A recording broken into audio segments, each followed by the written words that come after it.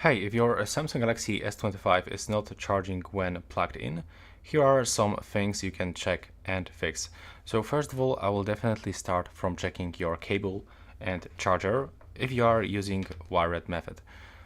So you have to check if the cable is not broken, bent, or for example damaged. As you can see in my case, it's brand new cable, so the issue is actually not with this one.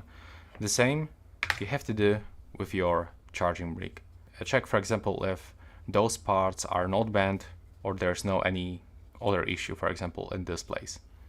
You can also try another cable and charger, or you can basically try original Samsung accessories. So as you can see in my case, I'm using charger from Motorola, and let's say it is not working, then you should actually try to go for an original Samsung power adapter. You can also check your charging port, so dust, dirt or lint may be blocking the connection.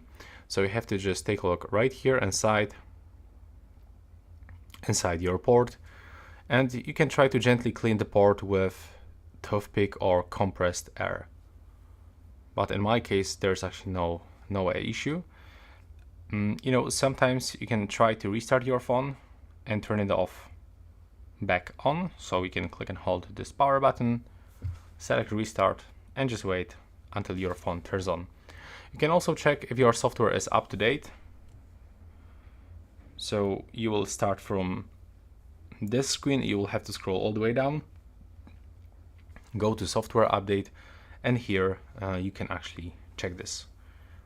And also you can check for moisture in the port. So if the phone was exposed to water, you have to wait a few hours for it to dry, and remember to do not use a hair dryer or hot air. And the last one, you can try to contact with Samsung support if none of these tips works.